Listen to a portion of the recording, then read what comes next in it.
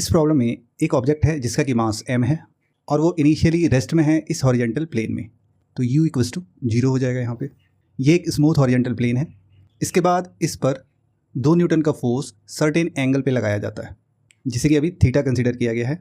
इसके साथ एक स्पेशल कंडीशन क्या दे रखा है कि ये एंगल थीटा जो कि डायरेक्शन ऑफ फोर्स और हॉरिजेंटल के बीच है वेरी कर रहा है, यानी चेंज हो रहा है, और उसके लिए थीटा का एक फंक्शन दिया हुआ है जिसमें कि theta equals to K X है, जहाँ पे के एक कांस्टेंट है और X distance covered by object है। इसके बाद हमें एक काइनेटिक एनर्जी का एक्सप्रेशन भी गिवन है जिसमें कि E is equals to N upon K sine theta है और इसी n का वैल्यू हमें फाइंड करना है। ओके, सबसे पहले बहुतों के मन में ये सवाल आता है कि ये थीटा वेरी कैसे कर रहा है, तो थोड़ा इसे समझ लेते हैं। मान लेते हैं ये एक हॉरिजेंटल प्लेन है और ये एक ब्लॉक है। इनिशियली इस पर यहाँ से एक फोर्स लग रहा था, ये ब्लॉक थोड़ा आगे मूव कर जाए तो उस कंडीशन में फोर्स का एंगल क्या चेंज होगा, तो यहाँ का एंगल और यहाँ का एंगल डेफिनेटली वेरी कर रहा है, धीरे धीरे बढ़ रहा है। थोड़ा ब्लॉक को और स्लाइड करें तो हमें ये और फील हो जाएगा कि किस तरह से ये बढ़ रहा है। यहाँ से तुम्हें ज़्यादा बढ़ा हुआ दिख रहा होगा। तो कहने का मतलब है कि जैसे जैसे ऑब्जेक्ट डिस्प्लेस होगा उसका थीटा वेरी करता जाएगा। ओके, क्योंकि हमें काइनेटिक एनर्जी के एक्सप्रेशन से डील करना है तो हमें एनर्जी के ग्राउंड पे सोचना होगा। तो इसे सॉल्व करने के लिए हम वर्क एनर्जी थ्योरम का सहारा लेते हैं।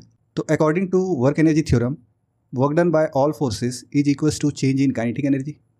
तो वर्क डन को हम यहाँ लिख सकते हैं integration of F dot D X which is equals to change in kinetic energy. तो kinetic energy final minus kinetic energy initial. अब काइनेटिक एनर्जी इनिशियल वेलोसिटी 0 होने के कारण 0 हो जाएगा, तो चेंज का जो वैल्यू आएगा वो फाइनल काइनेटिक एनर्जी के बराबर होगा, जिसे कि हम k से डिनोट कर रहे हैं। ओके, अब यहाँ पे लिमिट की बात है तो हम इसे 0 टू x इंटीग्रेट करेंगे क्योंकि हम एक जनरल इक्वेशन डिराइव कर रहे हैं। ओके, अब फोर्स हमें सर्टेन एंगल पे गिवन है, वर्क डन हॉरिजेंटल प्लेन पे होगा तो हमें इधर फोर्स का कंपोनेंट ढूंढना होगा जो कि होगा f cos थीटा।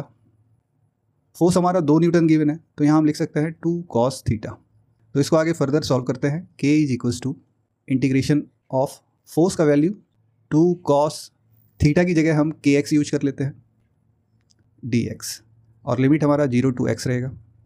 इसे अगर फर्दर सॉल्व करें तो 2 इंटीग्रेशन से बाहर होगा, cos kx का इंटीग्रेशन sin kx हो जाएगा और x का कोफिशिएंट जो कि k है वो डिवाइड में आ जाएगा।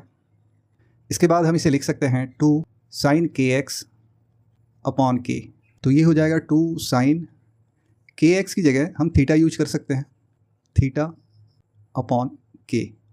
अभी जो हमें गिवन एक्सप्रेशन है उससे जो हमने सॉल्व किया है उस एक्सप्रेशन का कंपैरिजन करें तो हम देख रहे हैं sin थीटा का मल्टीपल यहाँ n है और यहाँ sin थीटा का मल्टीपल 2 है, तो n का वैल्यू यहाँ 2 आ जाएगा। ओके।